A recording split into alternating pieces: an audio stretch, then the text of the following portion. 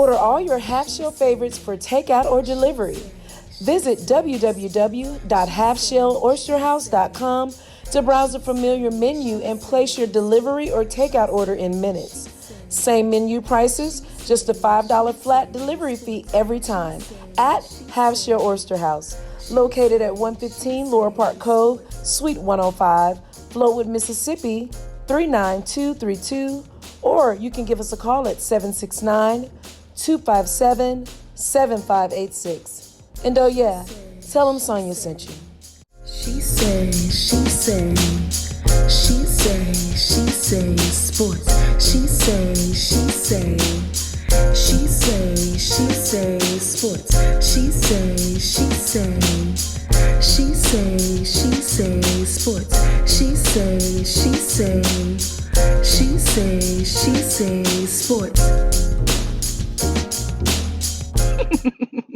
Hey y'all, it's your girl Sonya, and welcome back to She Say Sports. Today I have with me former All-Star NBA player and author of Limitless, Finding Oneself in the Midst of the Journey, Dr. Terry Cummings. Hi Terry, how are you? Good, Sonya, how are you? I'm good. Welcome back to the show. Well, I'm glad to be back. Glad to be here with you. Good. I almost feel like I should ask you a question. How did you come up with your she say? Well, I don't know if I told you the story, but when I was a little girl, I started because I was a daddy's girl. I was watching sports with my dad all the time, and around 8 years old, as you can see in the back, Jane Kennedy. I saw her. I love her. I saw her CBS Sports, and she was on the sidelines interviewing, and I was like, Dad, I want to do that. And he was like, as a parent would, he was like, you can do that. But at that time, there were no degrees in that. It was not a lot of women doing it, especially Black women. Mm-hmm. And I got my master's in sports administration. And that was one of the things that I wanted to do was a podcast because of her, because of Jane. Yeah, that's not bad. Yeah. I love me some Jane Kennedy when I was little. all men love Jane Kennedy. Yeah, that was, I mean, you know what, anyway. What? No, she was a tall woman. Yeah, exactly. We weren't used to that back then, all us tall guys, because, the opposite is more true with most tall guys. They look for the shorties. Right. But, the woman in my life now is a 6-footer. She's the only person that I've ever dated that's that tall. She's 6 feet. Wow. But you're 6'9", so Jane, I think she and I are probably the same. I'm 5'10". Yeah. So yeah. So that was pretty tall. Yeah. That was pretty tall. Yeah, that's true. So your family's doing well during this COVID, because last time we talked, it was pandemic hadn't even happened yet. Yeah, no. When we talked, President Biden was getting he was inaugurated. It was his inauguration. So but your family's doing well? They're all fine. We've been fortunate. We've had people to pass like everybody else, 6 degrees. But ultimately, our family's been intact. God's been good to us. That's good. That's good. So Terry, the last time you were on the show, we discussed you becoming an ordained minister, then a pastor, your basketball career, as well as your music career. Today, we would discuss one of your other accomplishments, and that's becoming an author. So, like you asked me about She Say, what was becoming an author something that you always aspired to do, or did the desire come once you received certain revelations on your life's journey? I've been writing. I started out as a poet at 16, but growing up in the streets, that wasn't like a cool thing, to be as big as I was and be soft-spoken and talk about intimate issues, everything from love to peace and politics and religion. But I started out as a poet at 16, and it softened me in many ways where it was necessary, because I was straight from the streets of Chicago. Right. It was one of those things that helped. But over time, I've been writing books and just not releasing them. So I have quite a few books. This one is one of the newer ones. And I wrote it because I think you get to a point in your life where you feel like you just didn't quite get there yet. And no matter what people think of you and your success that they perceive, you know within your knower that there's more. Right.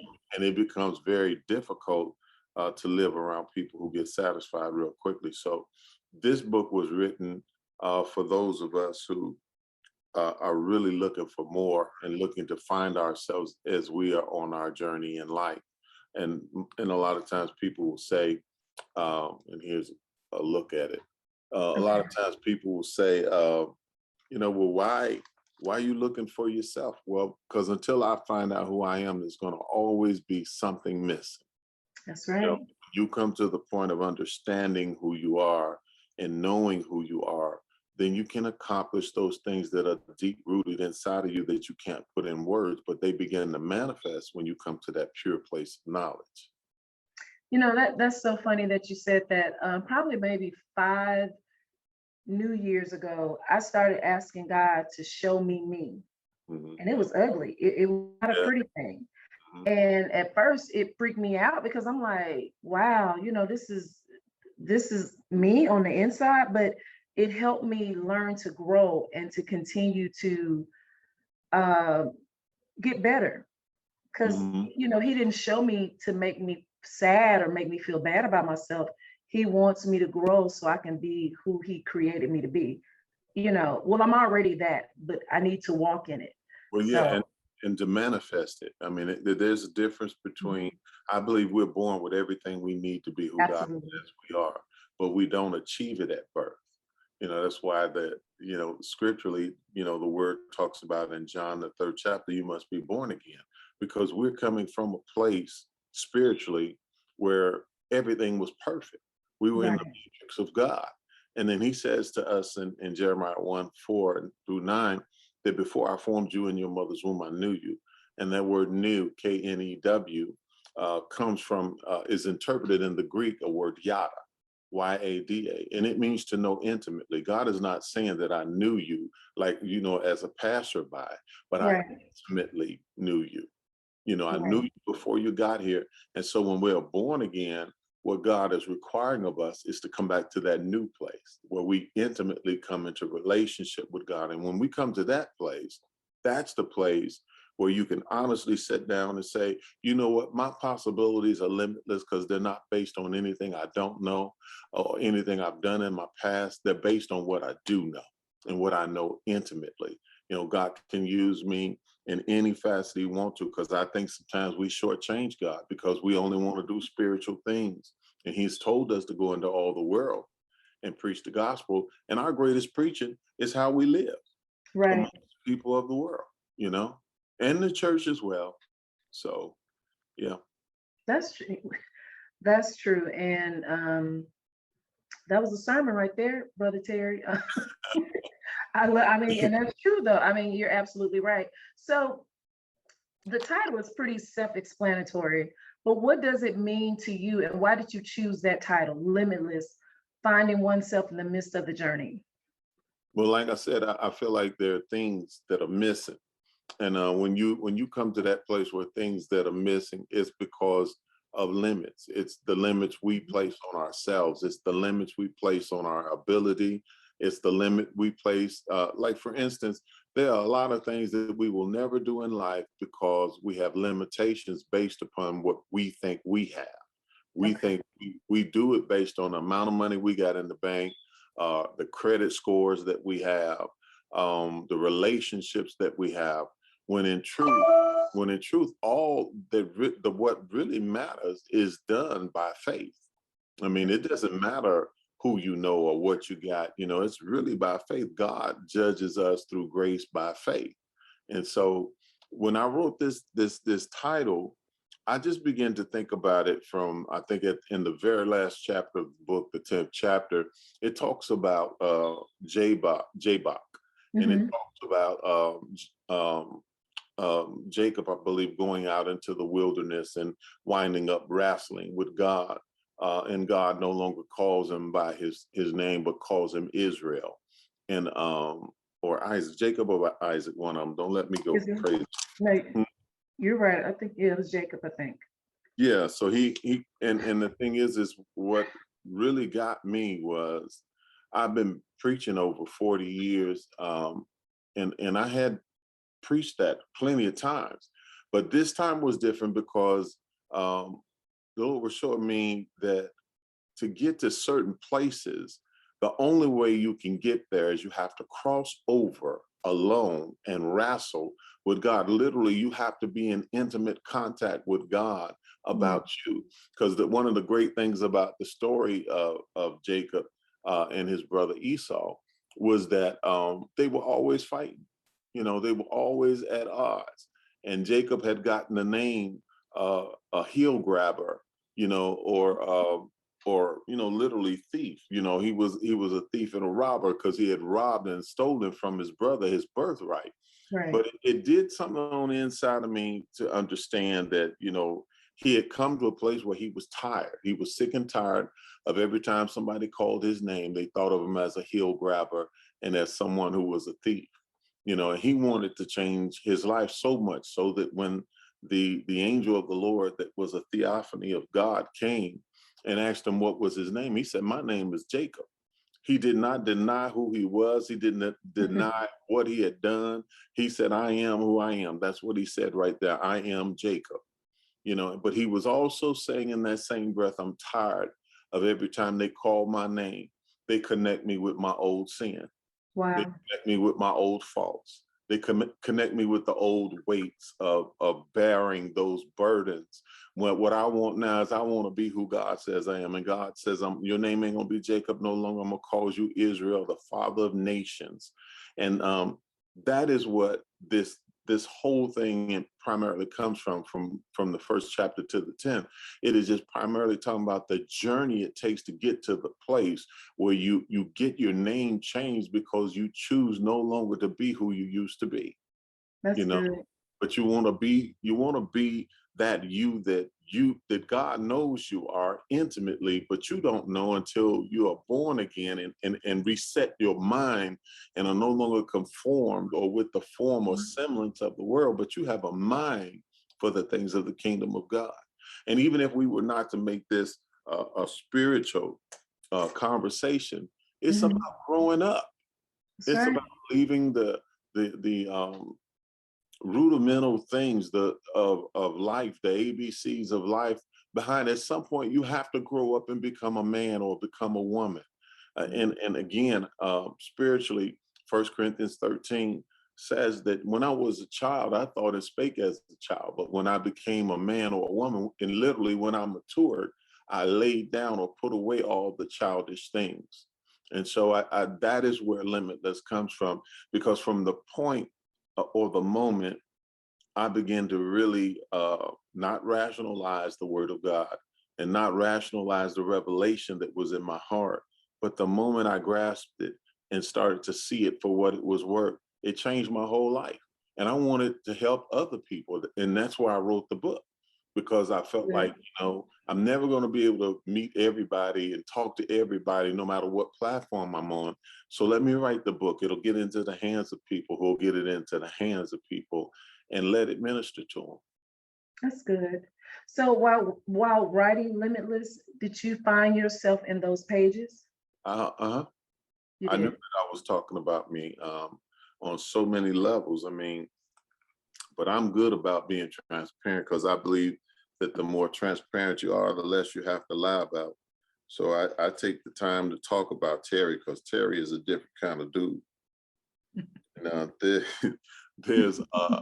There's metaphors I use, and you can see in the table of contents, the first chapter, the transformation of process, casting a great shadow, a bridge, a nest egg, and a need to think bigger, a process with every promise, the purpose of the process, God's principle of love, his kingdom come, his will be done, the truth will set you free, the constancy of the living God, and then Jabot, the place of passing over. And each one of them was a step in my life. And there were probably many more. I just chose the ones that I could see. And there were were available. And I wanted the first book I wrote to be an easy reading piece. I mean, I got the new books in last week on a Sunday or Saturday and sat down after service on Sunday. As soon as service was over, I read this book in about an hour or so. And it was filling. It was almost, the irony is that if you write correctly as a writer and an author, a lot of times you'll have seemingly out of body experiences. And I believe that's where the revelation comes that really shows the character of who you are, that you can't always see yourself because you're so busy being yourself. You don't always get an opportunity to see things. But in this book, I see myself, I see my family, I see my friends, I see people that, I don't know, but I've seen them do things. I see us all in there. And I think probably one of the most complete thoughts about this is that limitless is for everyone. Limitless is the reality that we can all attain to, and it doesn't matter what social standard or life we live. We can become limitless, and because once you get to the point where you're limitless, it means there are no barriers. It means that whatever you think to do, you can get it done. That's good. You're right. There's no barriers. So, what do you want the readers to come away with? What surprises you the most about what the readers are saying about Limitless? Just that they hadn't thought about it that way, but neither had I really till I started to write. Right. And there's so many different thoughts and testimonies that have come from the first writing of this book, Limitless, that I don't know that a lot of times, I think this is it, hope. Hope. Because I think the one piece in life that is darker and darkens the soul is a lack of hope. When we see what we're seeing now, which is a rise in suicides and things of that nature, that is a lack of hope. Yeah. This book goes from chapter 1 to chapter 10 to get you to the point where hope is accessible for you. All you have to do is be looking for it. If you lose sight of it, it can be a dangerous thing in a time. This is a dark time. In history, they had a time called medieval times or the Dark Ages. And this is a time where there was nobody preaching hope with a purpose, but preaching hope for gain. And we live in that time now where hope is being given to people, but they got to pay for it. And I don't mean going through a struggle or suffering as is the pattern of God. He teaches us and proves us through that. I mean that mankind is taxing and leveling weights on fellow man and fellow woman in order that they might put themselves in a higher seat in society, gain more power, want to hear people call their name. And there's a danger to that. I've been, it's interesting because I was talking to someone recently about how they asked me a question about, well, what was it like when you retired? I said, it's like a soldier coming back from war. We have a form of PTSD because we spend our whole life having people adore us and call our names out. And all of a sudden, all of that stuff stops in one moment, one day. Wow. Nobody's calling, and it does something to your psyche if you're not settled. And if you are, because I had to start my process in my 20s. I couldn't wait till I retired at 40, so I was already aware that my phone was not going to ring, that I wasn't going to get the adoration that was coming. And I was humble enough to believe and know that all the attention I was getting, no man really deserved that, because that's a whole lot for anybody. And there's some that get way more than me.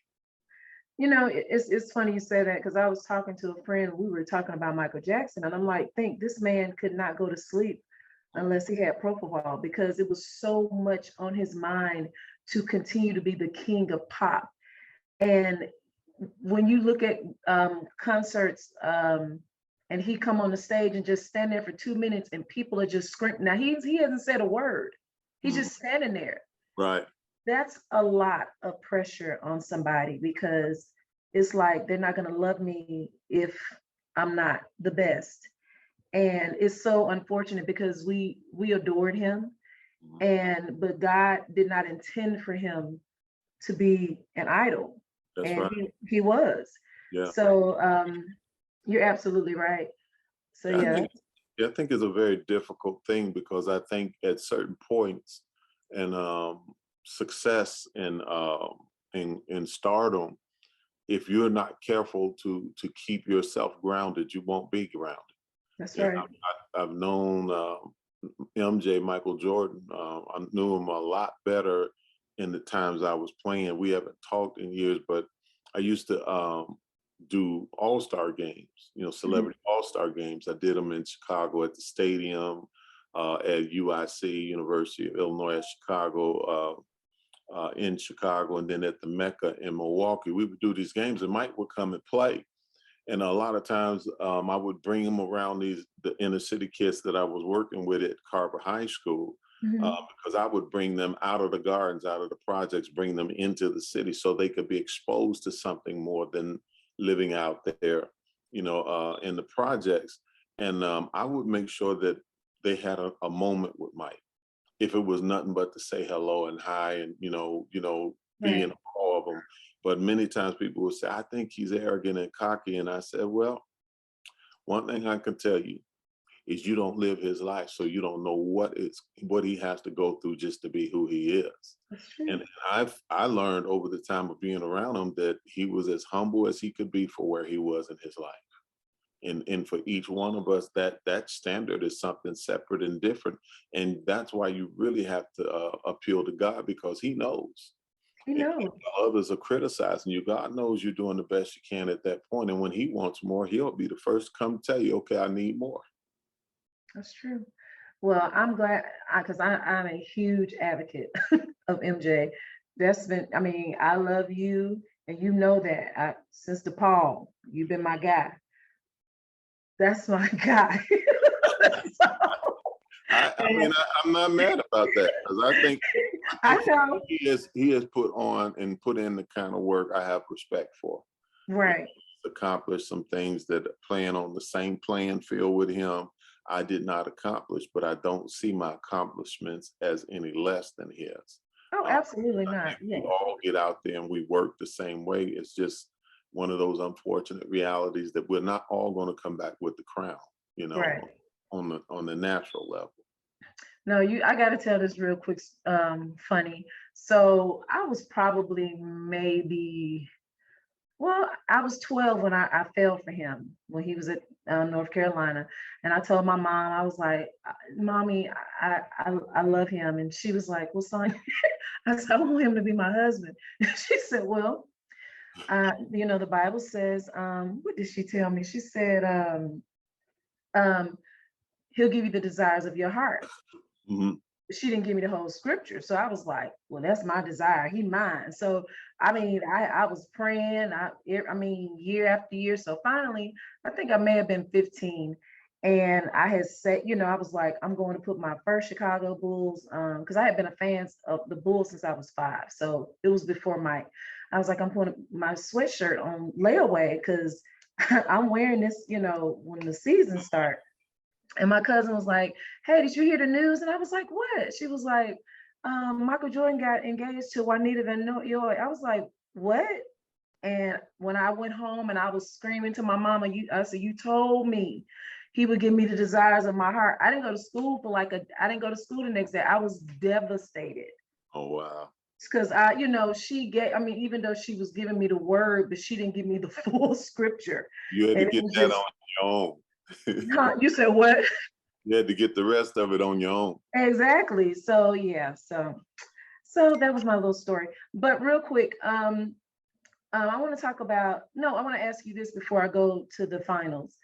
You said you have more books you've been writing for years. So do you have anything else coming out soon, or are you working on anything else at this time? I have actually a couple books. One is called Deception in the Church, and the is kind of I haven't figured out how I should lead into the finishing of it, but it's called I Walk with Giants, and it's descriptively about, it came from thinking about something I heard someone say once, because they were in the midst of a lot of great men and great women, and they were like, wow, so and so is great, so and so speaks well, so and so is rich, so and so, and never thinking for a moment that the fact that you're walking amongst them, that makes you a giant too. That's true. And they may not have what other people have, but what you have inside yourself is giant size. If it's just your faith, if it's just your humility, if it's all the ancillary things that most people don't speak of, if it's those things, then that makes you a giant, and you're walking amongst them while you're thinking yourself to be a lowly pebble. That's true. And then the Bible also says your gift will make room and bring you before great men. That's So, right. I mean, you're absolutely right. I totally agree. That's gonna be good. I'm gonna order that one because Limitless. I just found out about it. When you posted about it last week. So I'm definitely getting that one. So I'm excited to read it. So gonna talk a little sports. The NBA Finals. He gave us a few classic games, and one of your teams actually won the finals. Won the championship, and they have not won in 50 years. That was Yep. their second championship, the Milwaukee Bucks. Congratulations. Thank you. I didn't have. I just was as much a A fan. spectator. Yeah. But, I know, but it's still your team. mhm. So when you seeing them and watching the finals, and did it bring back memories with you as far as like, because I know your goal wherever you were, it was to get a championship. So Mhm. did it bring back memories of the way your team was trying to get to the playoffs and ultimately the finals? And did you even want to suit up? No, I didn't want to suit up. I meant that. Way over that. But it brought back so many anxieties, and Really? yeah, because it was very hard for me in my 18 years of playing. Mhm. We lost in the playoffs. I think I went to the playoffs in 13 of the 18 years. But when we lost, I couldn't watch because Mm. anxiety was so heavy on me that I just couldn't stand to watch somebody play where I felt like I belonged. You know, Wow.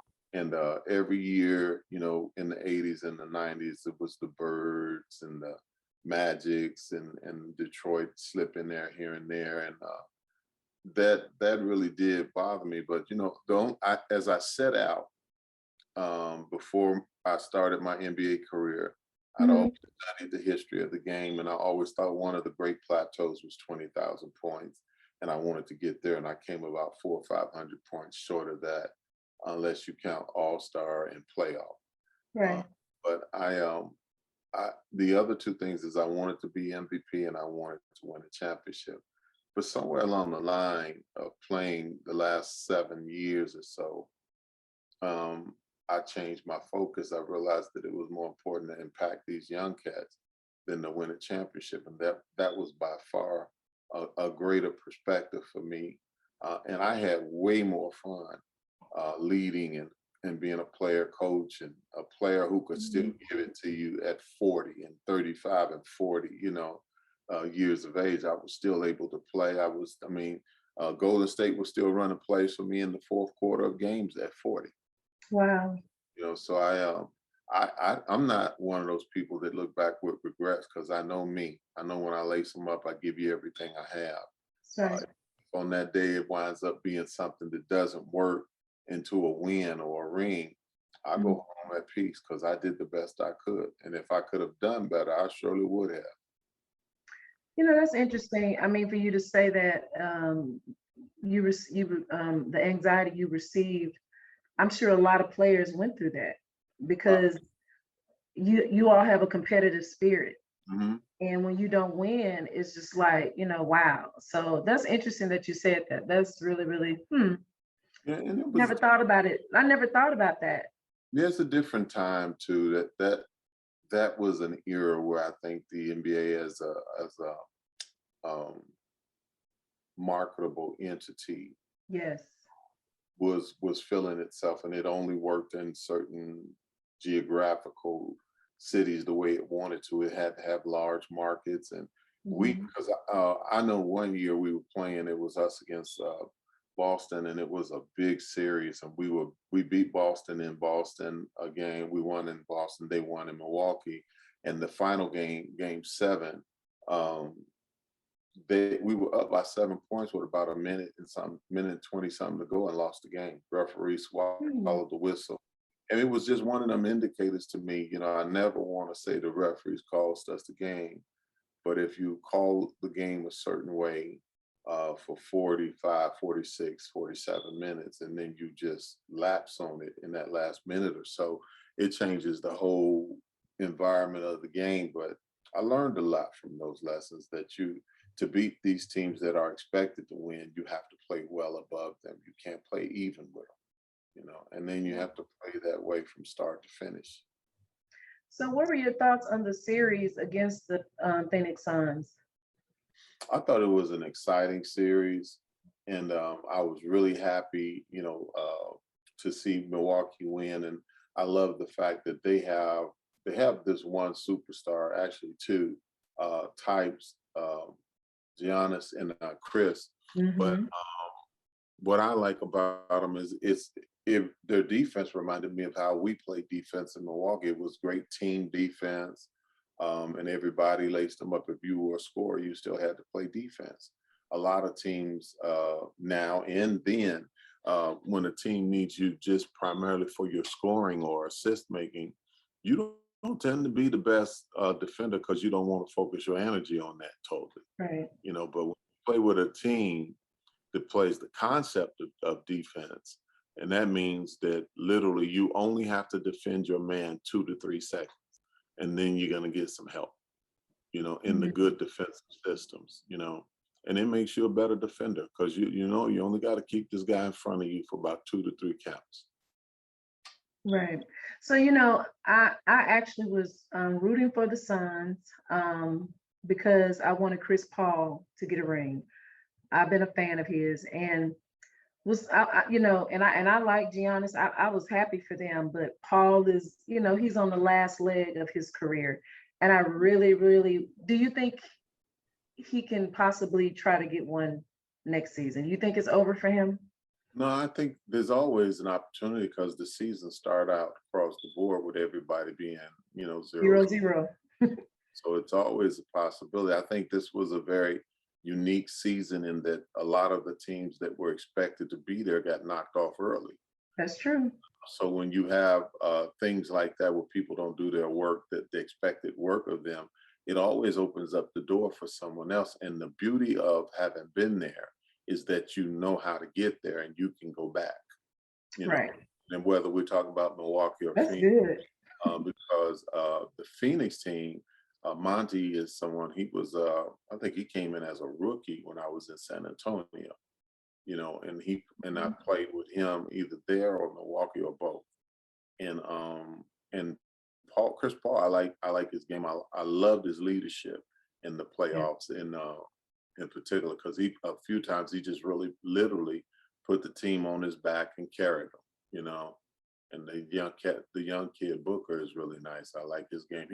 He's kind of like, to me, Booker is an old school throwback of a mix between a Lloyd B. Free and maybe an Andrew Toney type of guy.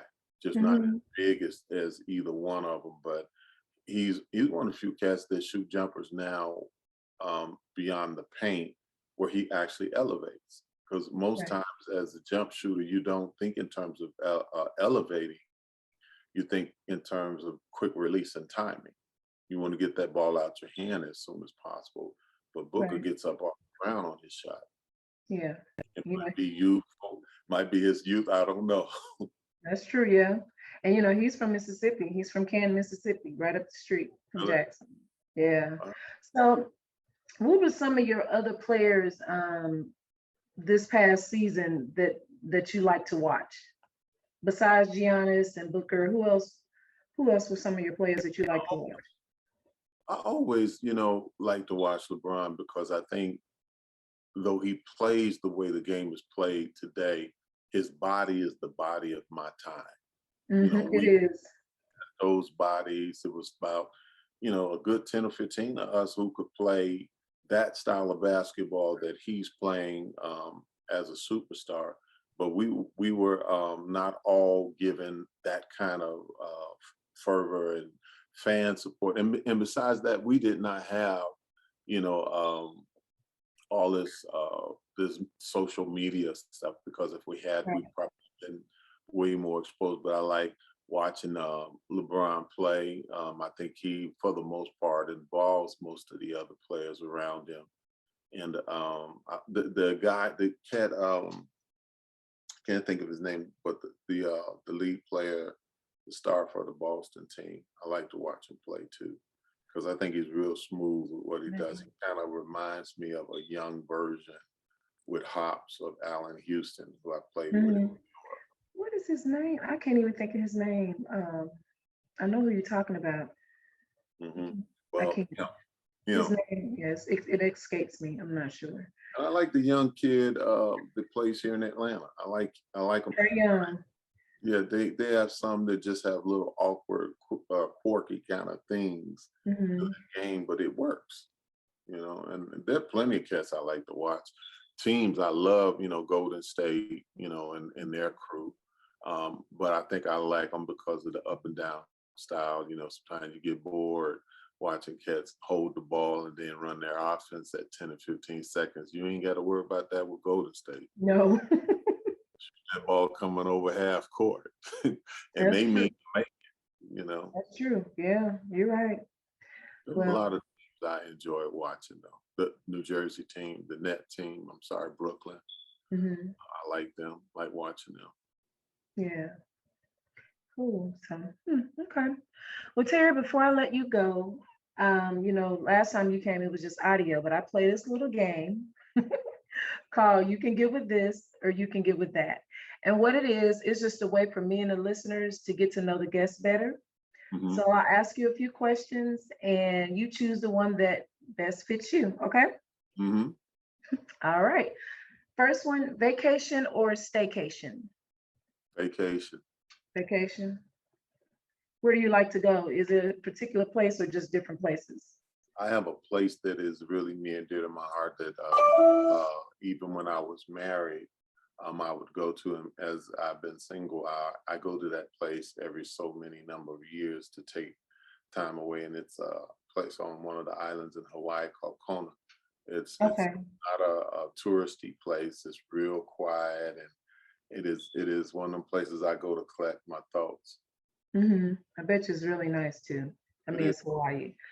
Um, would you rather be afraid or be embarrassed? That's pretty interesting. I don't have a problem with being embarrassed. So embarrassed. Being Yeah, because I don't want to be afraid. I'm like you. I'd rather be embarrassed.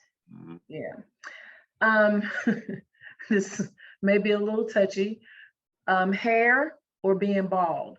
Oh, You like bald? yeah. That's less time consuming, and it's easy. Mine take about 5 minutes. I'm good and ready to go. You shine it and you out. Yeah, That's true. Singing with the band or singing with the track? man. Absolutely. Yeah. It takes it to a whole different level. Yeah. Absolutely. Do you prefer being a passenger or a driver? Driver.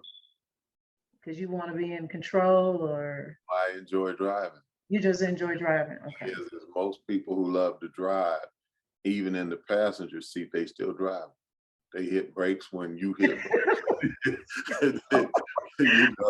When you're supposed to turn, you can feel that body moving at the same I time. do it all the time. You're right. You're absolutely right. I'd rather drive. Shaka Khan or Minnie Rippleton? Ooh. I know. Because I think Shaka Khan is the hybrid version of Minnie Riperton. Really? Yeah, because Explain. she had some of the same tones and range as a Minnie, Okay. but Minnie was it would be like Dr. J was the first coming of Michael Jordan. You're right. I see that. I like that. You're right. Yeah, I can see that. And I think Minnie voice was just it was pure. Rare, yeah. It was just pure. Now it's one person, and a lot of people you probably know because you're into music. I love the Carpenters. Yeah, Karen Carpenter's voice. I haven't heard another voice like hers since she passed away. right. And it's amazing what words can do. She was, I think, 16 or 17, and they wrote an article on in Billboard Awards. I mean Billboard, and I think they said Richard Carpenter and his chubby sister Karen, and Right. she heard that, she read it, and she started. That's when she became an anorexic. But her voice was Very, very rare too. very rare. Unique. She had that the Carpenters had a unique sound, but Mhm. it would work today too. It would be more retro, but it was Yeah. as a vibe and a sound. But Mhm. I love that. I mean, there was growing up black. You got soul. You got soul from the 50s, 60s, 70s, 80s until they changed what soul and R&B meant in the 90s and now. But Right. R&B now is rap, and that's not what R&B is. Mm-mm. And well, they're called. Well, some singers are trying to bring it back to old school R&B. Yeah, Some of them, some of them really are. So I hope they do because I miss real music. I really, really do. I've got Um, a new huh? music project coming out, and it's R&B and soul. It's relational kind of, Uh-huh. but I've always believed that my projects of music are always about getting back to real love, true love, Mhm. and sharing it in song where it doesn't have to necessarily be God and Jesus with this stuff, because the whole inner being of God and love is in everything we do if we truly Absolutely. love and believe in God. That's true. It should come out in our music. It should come out in our lifestyles, So I'm saying I'm working on that now too. Well, hey, you need to add me to a track or something. I'm serious. We'll talk. Yeah. So when you're at the movie, you prefer popcorn or candy? Popcorn, Extra butter? nah. Okay. I used to, but not no, because I really like the taste of popcorn, and I think I love it. butter steals it. I love it. Pop or Kool-Aid? See, pop is a northern thing, but my mama made Kool-Aid, and grape Kool-Aid was the bomb. So I'm gonna go with Kool-Aid. What was your favorite? They say red. Yeah, well, red and purple. And purple. Okay, red and purple. Yeah. Fried catfish or fried chicken? Fried chicken, Fried chicken. You like white or dark? dark. Dark. Last question. Tim Duncan or Rasheed Wallace? Tim Duncan. Tim Duncan, why?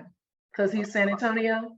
No, I played against him, and I think for me, things are always more than what you do. I Mhm. liked him as a young man and how he carried himself in Yeah, character. Nobody's perfect, and then he was a tremendous ball player. he And really was. nothing away from a man, because I love him too. I love him in his years in Detroit. Um, but Tim was just a different kind of player. I mean, Rasheed was too, to be honest. Yeah, both of them were. Yeah, they were both awesome. And Tim Duncan, you mentioned what I used to always say, especially when I lived in Dallas, because I sing for the Mavericks. I said, but it's amazing how San Antonio, I have to respect them because they're a fundamental basketball team, number one. Number two, they go to work and they go home. You don't hear too much about them, no scandals. It was, a couple with Parker and Tim when he got a divorce, but like really, they just work and go home. And those weren't really per se scandals, because they're things that happen to people who are involved in relationships. Right, exactly. But I'm saying because they were in the press, I mean, Well, on the team, it gets out. yeah, and that whole thing with the Spurs winning championships, made everything they did bigger than what it really was, because the common person is going through it every day. Every day. Yeah, and it's a Yeah. struggle. But yeah. That's true. Mhm. Terry, it has been a pleasure having you on the show today. Thank you so much for coming. Please tell the listeners how they can follow you on social media, as well as buy your book and your music. Well, the book first is at terrycummingspublishing.com. Again, that's terrycummingspublishing.com. And I'm reachable either at terrycummings9@aol.com. And that's the number 9, terrycummings9@aol.com. And our ministry is Hope Egeneto. Now, Egeneto is spelled Egeneto. So on Facebook, we are live at Hope Egeneto and Terry Cummings. So that's primarily where you can reach us or reach me. And Okay, and thank you so much for having me. not to cut you off, what time are your services on Sunday? You say you're live on Yeah, Sunday at 11 a.m. and Central, Wednesdays. Eastern Standard Time. Right. Yeah, Sunday 11 a.m. Eastern, Wednesday 7 p.m. Eastern, and Friday we have prayer that is on a conference call line. So Okay. 3 services a week right now. Awesome. And guys, you can follow me at She Say Sports on Facebook, She Say Sports Instagram, at She Say 23 on Twitter, and please subscribe to our YouTube channel, She Say Sports. That's a lot of she say. So, but until next time, this is Sonia with She Say Sports, and we'll see you. Bye-bye. Bye.